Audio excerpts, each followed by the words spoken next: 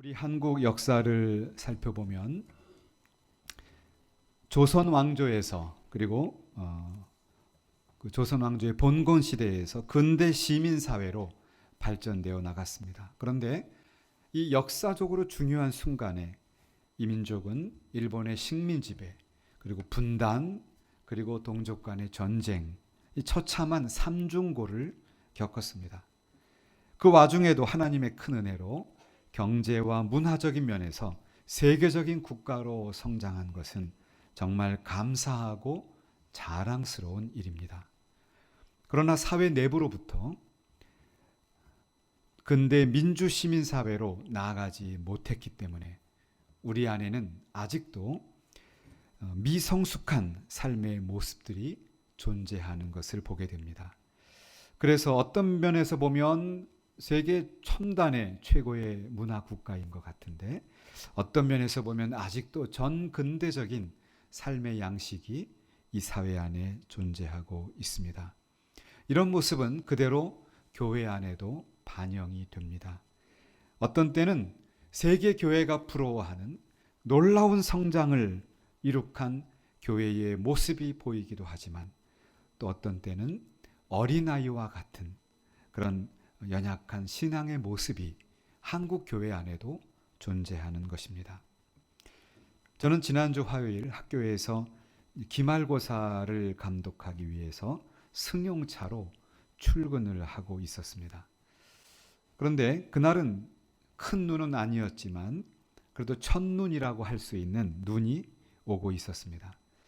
마침 저녁에 미국에서 오신 그 교수님, 벤 게메린 교수님과 저희 부부가 저녁 약속이 돼 있었습니다. 순간 저는 만약 눈이 쌓이면 그분을 모시고 약속 장소로 가고 하는 이 동선을 어떻게 짜야 되는가 고민을 하면서 운전을 하고 있었습니다. 그때 전화가 집에서 왔습니다. 아내였는데 저는 이어폰으로 받았습니다. 아내의 첫 마디는 왜 전화를 안 하느냐라고 따지듯이 말하는 것이었습니다. 저는 방금 집에서 출발했는데 제가 뭐 두고 온 게 있나? 이게 무슨 일인가? 경황을 물어봤습니다. 무슨 상황일까요? 제 아내는 지금 첫눈이 오고 있는데 왜 아내에게 전화를 안 하느냐는 것이었습니다. 제가 참 무심한 남편이죠. 여러분, 제가 이 말씀을 왜 드리냐 하면 성경을 보면 그리스도와 우리와의 관계를 신랑과 신부로 묘사하고 있습니다.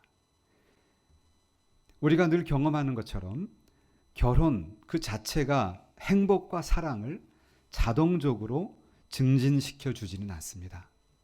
매일매일의 삶에서 서로 대화하고 소통하고 그리고 비록 작더라도 사랑을 표현해 줄 때 그때 사랑이 더 깊어지고 관계가 좋아지는 것입니다. 아무리 비싼 선물을 사주든지 아무리 맛있는 요리를 선물로 해준다든지 이것도 물론 귀하겠지만 정말 중요한 것은 우리의 마음의 중심입니다. 그것을 가지고 작더라도 표현하고 소통할 때 그때 그 관계가 성숙하고 아름다워지는 것입니다. 마찬가지로 우리 그리스도인과 주님과의 관계도 마찬가지입니다. 주님은 우리에게 대단한 것을 요구하지 않으십니다. 우리 마음의 중심을 찾으십니다. 아무쪼록 이 아침에 우리 마음의 중심이 주님께 연락되는 복된 시간이 되시기를 축원합니다. 오늘은 갈라디아서를 통해서 우리 복음의 본질을 한번 묵상해 보려고 합니다. 이 갈라디아서는 어떻게 보면 종교개혁이 나온 그 종교개혁의 근원지라고 할 수 있습니다. 갈라디아서와 로마서 이 말씀을 통해서 마틴 루터가 1517년부터 오직 의인은 믿음으로 살리라 라고 말하면서 이 놀라운 신앙의 그런 핵폭탄과도 같은 신앙의 진리를 발견했습니다. 이 갈라디아서가 얼마나 중요했느냐 하면 마틴 루터는 이 갈라디아서에다가 자기 아내 이름을 붙여서 나의 카티 폰 보라 이렇게 별명을 붙일 정도로 이 갈라디아서가 종교개혁을 일으킨 말씀이었습니다. 또한 우리 장로교의 뿌리가 되는 칼빈도 마찬가지였습니다. 칼빈은 1548년에 갈라디아서, 에베소, 빌립보, 골로새 이 성경을 묶어서 주석으로 출판했습니다. 그리고 9년 뒤인 1557년에는 이것을 또 제네바에서 강해 설교를 하고 묶어서 책으로 출판을 했습니다.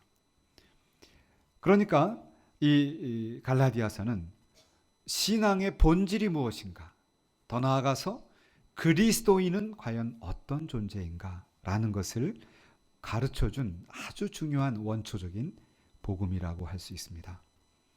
이때 칼빈은 갈라디아서 강해 설교에서 이렇게 말합니다. 우리의 원수들이 우는 사자처럼 입을 크게 벌리고 삼킬 자를 찾아다닌다, 이렇게 말합니다. 왜냐하면 칼빈이 갈라디아서를 설교하는 그 당시에 칼빈의 조국이었던 프랑스와 네덜란드에서 수많은 종교개혁 성도들이 박해와 순교를 겪고 있었기 때문입니다. 그런데 칼빈은 오직 믿음만이 하나님의 끝없는 사랑에서 떨어지지 않고 굳건하게 해준다. 세상을 이긴 믿음은 이것이니 곧 갈라디아서에 나타나는 그 믿음이다 라고 선언을 했습니다. 이처럼 갈라디아서는 역사적으로 보나 또 그 말씀 자체로 보나 아주 중요한 말씀이라고 할 수 있습니다. 사도 바울 당시에 갈라디아에 있는 교회의 상황은 이랬습니다. 당시 유대주의자들이 이방인으로서 나중에 예수를 믿게 된 성도들에게 다른 복음으로 돌이켜야 한다, 이렇게 현혹하고 있었습니다. 이 다른 복음이라고 하는 것은 한편으로는 철저한 유대화의 위협이었고 또 다른 한편으로는 자유하게 되었다라고 하는 이런 방종주의의 위협이었습니다. 요즘으로 말하면 그러니까 극우파와 극좌파 모든 율법을 다 지켜라. 아니다, 우리는 자유로운 그리스도인이 되었다. 이런 두 극단파가 교회 안에 존재하고 있었습니다. 현대 학자들은 교회 안에 정확히 말하면 두 그룹이 있었다기보다는 그 성도들이 때로는 극단적인 율법주의로, 때로는 극단적인 방종주의로 치우치고 있다, 이렇게 하는 해석이 대세를 이루고 있습니다. 바울이 말하는, 그렇다면 본질적인 과연 신앙은 무엇일까? 먼저 바울은 갈라디아 교회의 성도들에게 편지하고 있습니다. 여기서 교회들이라고 하는 복수형을 쓰고 있는데 여러 지역, 갈라디아 지역 여러 지역에 있는 성도들을 말합니다. 오늘날 터키의 남부로 그렇게 생각을 하시면 됩니다. 그리고 나서 바울은 다른 서신들을 보면 이런저런 일로 하나님께 감사드린다, 이렇게 표현하고 있습니다. 예를 들면 에베소서를 보면 그리스도 예수 안에 있는 신실한 자들이라고 말합니다. 빌립보서에서는 내가 여러분들을 생각할 때마다 하나님께 감사합니다. 그러면 기쁨으로 간구합니다, 이렇게 말합니다. 또 빌립보서에 보면, 골로새서에 보면 신실한 자들이라고 말하면서 내가 기도할 때마다 여러분에게 감사합니다, 이렇게 말을 하고 있습니다. 그런데 이 유독 갈라디아서만큼은 한마디도 칭찬하는 말이 등장하지 않습니다. 오히려 참 이상하게 생각한다, 이런 표현을 하고 있습니다. 왜 그럴까요? 그 이유는 바로 이 갈라디아서를 쓸 때 이 갈라디아 교회가 상당히 큰 문제를 맞고 있었다는 것입니다. 그것을 바울은 굉장히 안타깝게 생각하고 있는 것입니다. 여러분, 우리가 카톡을 보내거나 이메일을 보낼 때 어떻습니까? 사랑하는 아무개, 사랑하는 우리 딸, 우리 아들, 이렇게 보내죠. 그런데 만약에 너 참 이상하다 이러고 여러분이 카톡을 보내거나 메일을 보낸다면 이것은 굉장히 이상한 현상입니다. 굉장히 특이한 상황이죠. 바로 바울은 이 갈라디아 교회가 지금 다른 복음을 따르고 있다, 이 다른 복음이란 말을 쓰고 있습니다. 다른 복음. 그러면서 바울은 내가 사도가 된 것은 사람에게서 난 것도 아니고 사람으로 말미암은 것도 아니라 오직 예수 그리스도와 그를 죽은 자 가운데서 살리신 하나님 아버지로부터 말미암아 내가 사도가 되었다, 이렇게 말하고 있습니다. 영어 성경을 보면 이렇게 나옵니다. 바울 그리고 사도. 이것 영어 성경은 헬라어 성경을 그대로 따라 번역한 것인데 어순을 보면 먼저 바울이 등장해요. 지금 정체성, 이 편지를 쓰는 나 바울, 나는 사도라고 하는 것을 지금 강조하고 있는 것입니다. 사실 여러 면으로 볼 때 바울은 사도라고 하기에는 여러 결격사항들이 충분히 예측이 되는 사람입니다. 예루살렘에 있었던 사도들에 비해서 바울은 권위가 없다고 충분히 보일 수 있는 조건이었습니다. 그의 전력이 예수 믿는 사람을 박해하고 있었던 흑역사를 갖고 있습니다. 그래서 자기의 사도됨에 대해서 지금 도전을 받고 있었다, 이렇게 볼 수 있습니다. 그러나 사도 바울은 아주 분명하게 선언하고 있습니다. 바울은 내가 사도가 된 것은 바로 갈라디아 교회 성도 여러분들이 나로 사도를 부른 것이 아니라는 것입니다. 또한 더 나아가서 내가 사도가 된 것은 나를 다메섹에 있는 그 아나니아, 다메섹 도상에서 바울이 회심을 하는데, 그리고 아나니아에게 가서 안수를 받죠. 바로 이 아나니아로부터 내가 사도가 된 것이 아니라는 것입니다. 더 나아가서 이 바울을 예루살렘 공동체에 이 사람은 믿을 만한 사람입니다 라고 소개했던 그 바나바로부터 내가 사도로 부름받은 것이 아니라는 것입니다. 더 나아가서 또한 이 예루살렘에 있는 그 사도들의 중심 베드로와 야고보, 바로 그들로부터 오케이 당신 사도로 인정하겠음이라고 인정받고 사도가 되었다는 것이 아닙니다. 무슨 얘기입니까? 지금 바울이 얘기하는 것은 사람이 아니라 오직 예수 그리스도와 그를 죽은 자 가운데서 다시 살리신 하나님으로부터 내가 사도로 부름을 받았다라고 말하고 있습니다. 사랑하는 연희교회 성도 여러분, 그렇습니다. 여러분들이 그리스도인으로 부름을 받은 것, 여러분이 2019년에 교회의 직분자로 세워진 것, 그것은 사람에 의해서 된 것이 아니라는 것입니다. 제가 광고를 들어보니까 내년에 성가대와 주일학교 교사를 모집합니다. 제가 여기서 고등부를 유학하기 직전에 96년, 7년에 고등부 사역할 때 참 고등부 교사를 선택하고 세우는 것이 그렇게 쉽지가 않았어요. 한 분 한 분이 얼마나 아주 귀하고 그렇게 어려운지 모릅니다. 여러분, 성가대 교사 많이 봉사하시길 바랍니다. 그런데 그 봉사자로 부르신 것은 하나님이 부르시는 것이에요. 여러분이 교회의 직분자로, 집사님으로, 권사님으로, 장로님으로 여러분이 세움 받았는데 그 세움을 받은 것은 하나님이 세우신 것입니다. 하나님이 여러분을 콜링한 것이에요. 바울은 그 얘기를 하고 있습니다. 사실 바울은 어떤 사람입니까? 사도행전에 보면 스데반이 돌에 맞아 죽는 그 현장에 피 묻은 손을 갖고 있는 사람입니다. 예수를 핍박하는 정도가 어느 정도냐 하면 바울은 직접 영장을 발부받아서 굳이 그 예루살렘에서 다메섹까지, 그 시리아까지 올라가서 예수 믿는 사람들을 박해하겠다던 이런 죄인 중에 괴수와 같은 사람입니다. 아마 사람들은 그 바울이 사도가 됐다고 했을 때 문제를 충분히 던질 만합니다. 당신이 무슨 사도입니까? 나는 당신의 흑역사를 다 알고 있습니다. 아마 요즘처럼 사도 청문회가 있다면 바울은 단칼에 아웃입니다. 흑역사가 너무 끔찍하거든요. 그러나 바울은 분명히 말합니다. 갈라디아 성도 여러분, 나를 그리스도인으로, 나를 사도로, 나를 직분자로, 나를 교회의 봉사자로 부르신 분은 하나님이십니다. 하나님께서 나를 부르셨습니다. 바라기는 하나님께서 여러분을 부르신 줄로 믿고 몸된 연희교를 위해서 더욱 충성하시는 여러분이 되시기를 예수의 이름으로 축원합니다. 우리는 하나님이 아니라 사람이 했다라고 의식할 때 실수를 하게 됩니다. 상처를 주고 받게 됩니다.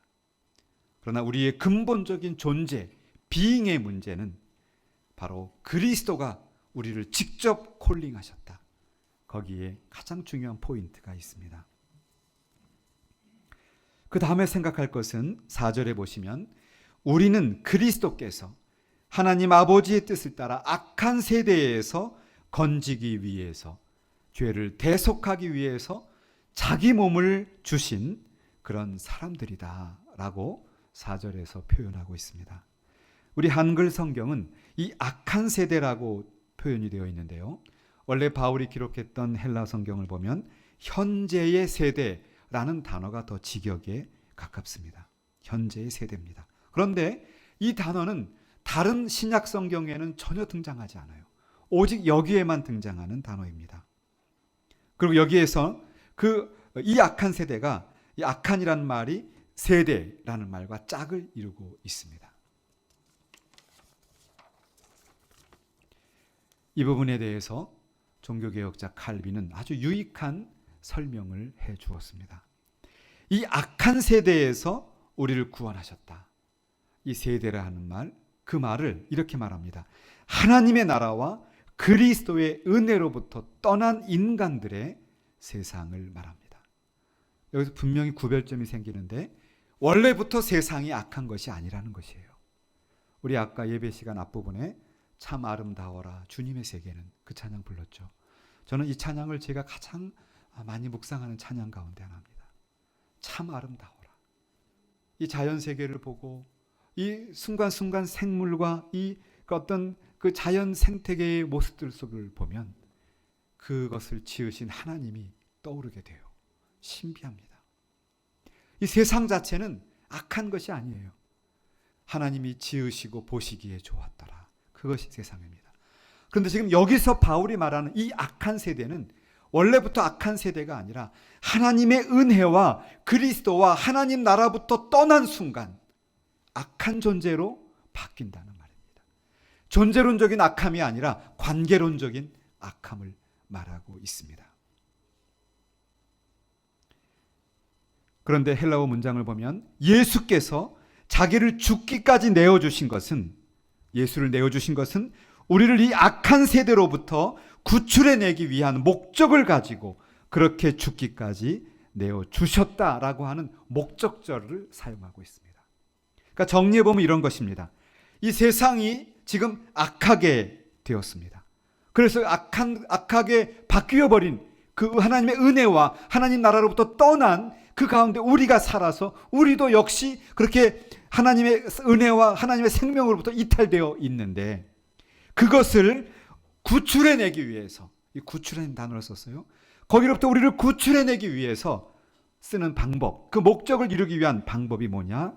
그것은 바로 그 자신을, 예수께서 자기 자신을 죽기까지 내어주신 것입니다. 그러니까 악한 세대 가운데 존재하는 내가 있고 거룩하신 하나님, 그의 아들 예수님이 계시는데, 이 악한 세대 가운데서 구출해내기 위해서는 그 거룩하시고 흠이 없는 그분이 자기 자신을 완전히 내어주셔야 했던 것이죠. 이게 뭡니까? 십자가의 복음입니다. 십자가의 복음. 우리는 누구입니까? 우리는 바울처럼 죄와 욕심과 정욕에 따라 살 수밖에 없는 사람입니다. 우리는 바울처럼 십자가의 원수와 같았던 사람이에요. 은혜로부터 떠나 있었던 사람이었습니다. 그 결과 구원받을 자격이 전혀 없는 자들이었습니다. 채찍에 맞아야 할 것은 바로 나였습니다. 주님이 대신 맞으셨습니다. 은혜를 떠난 저주로부터 구출해내기 위해서 예수께서는 자신의 몸을 십자가 위에서 찢어 주셨습니다. 그가 죽으셨기 때문에 우리가 살 수 있었습니다. 이 구원의 과정, 이 놀라운 복음의 말씀, 이 과정에 우리가 공헌한 것은 단 1%도 없습니다. 오로지 예수께서 십자가 위에서 이루신 사역이었습니다. 이것이 바로 바울이 갈라디아 교인에게 전하는 그 복음의 본질입니다. 사랑하는 성도 여러분, 이 복음의 말씀 위에 굳게 서시기를 바랍니다. 우리가 내세울 것은 없다는 것입니다. 그래서 사람으로부터 된 것이 아니라 오직 예수 그리스도와 그를 죽은 자 가운데서 십자가에 죽게 하시고 그를 다시 살리신 하나님 아버지로부터 우리가 성도로 부름을 받았다는 사실입니다. 얼마나 영광스럽고 얼마나 존귀한 일입니까? 바울은 갈라디아 1장 4절에서 말하는 우리를 악한 세대에서 구원하기 위해서 그리스도께서 자신을 내어주셨다는 이 복음의 핵심에 대한 그 도전, 그것 외에 또 율법주의적인 할례를 행한다든지 그것 필요 없이 자유로운 영혼으로 내가 살아간다든지 이런 모든 극단적인 신앙에 대해서 명백하게 경고하고 있는 것입니다. 오로지 예수 그리스도가 그리고 그의 십자가의 복음이 우리의 신앙생활의 본질이 된다는 것입니다. 이제 말씀을 정리해 보겠습니다. 우리는 대한예수교 장로회 연희교회에 속한 성도들입니다. 우리는 종교개혁의 뿌리에 종교개혁을 뿌리로 두고 있는 그런 개신교회입니다. 바로 종교개혁은 성경에서 이탈된 교회의 전통과 성경에서 이탈된 그러한 종교적 문화로부터 말씀에 근거한 올바른 신앙을 되찾은 놀라운 역사적 사건입니다. 그것은 바로 그리스도 예수의 복음으로 돌아가자는 것입니다. 사랑하는 성도 여러분, 하나님이 우리에게 원하시는 신앙의 모습은 무엇일까요? 탁월한 종교심을 원하실까요? 사회적인 성공을 통해서 하나님께 영광 돌리기를 하나님은 원하실까요? 구약에서 다윗이 우리에게 답을 줍니다. 하나님께서 구하시는 제사는 상한 심령이라고 말합니다. 상하고 통회하는 마음을 주께서는 멸시치 아니한다는 것입니다. 우리의 옷을 찢는 것이 아니라 우리의 마음을 찢으면서 하나님 앞에 서야 합니다. 이것이 우리의 존재의 문제입니다. 마태복음 6장에서 예수님은 기도를 가르쳐 줄 때 두 종류의 기도하는 사람을 말합니다. 사람들이 쓰는 큰 거리에 가서 손을 들고 기도하는 그 기도, 이미 그들의 상을 받았다고 말합니다. 그러나 성전 구석에서 가슴을 치면서 나는 죄인입니다. 주님, 나는 죄인입니다. 라고 통회하는 마음, 바울이 말하는 그 상한 심령으로 주께 나오는 그 기도를 주님은 들으신다고 말씀하셨습니다. 저와 여러분의 삶 앞에 크고 작은 문제들이 있습니까? 그 문제들을 자세히 들여다보십시오. 무엇이 문제입니까? 결국은 존재의 문제입니다. 본질의 문제입니다. 나는 누구입니까? 우리 기독교 공동체는 어떤 공동체입니까? 우리는 이 악한 세대에서 우리를 구출하기 위해서 자신을 죽음에까지 내어주신 예수님의 그 사랑이 없으면, 십자가의 보혈이 없으면 우리는 악하게 살 수밖에 없는 사람들입니다. 이 글을 썼던 바울조차도 자기를 이 사망에서 누가 건져주겠느냐, 죄인 중에 괴수가 바로 나다라고 고백하고 있습니다. 이것을 철저히 인정해야 합니다. 그럴 때 우리는 바울이 말하는 것처럼 10절에서 그런 말을 합니다. 사람보다 하나님을 기쁘시게 하는 자들이 되어야 한다는 것입니다. 사람을 기쁘시게 하는 것은 한계가 있습니다. 상대적입니다. 변합니다. 그러나 우리를 부르신 그 예수 그리스도, 그리고 예수 그리스도를 죽음에서 다시 살리신 그 하나님을 기쁘시게 하는 그 삶이야말로 참된 믿음의 생활이 될 줄로 믿습니다. 내 인생도, 내 직업도, 내 가정도, 내 교회도 내가 주인이 되는 것이 아니라 우리를 구원하시고 우리를 불러주신 예수 그리스도의 것임을 인정하면서 사람을 의식하지 않고 사람을 바라보지 않고 오로지 우리를 부르신 예수 그리스도와 하나님을 바라보면서 그분에게 찬미의 제사를 드리고 그분에게 영광을 돌려드리고 그분이 원하시는 인생으로 살아갈 때 우리가 발을 딛는 곳마다, 우리가 속한 공동체마다 하나님의 영광과 은혜가 충만할 줄로 믿습니다. 이것이 바로 우리 존재의 시작이요, 우리의 정체인 줄로 믿습니다.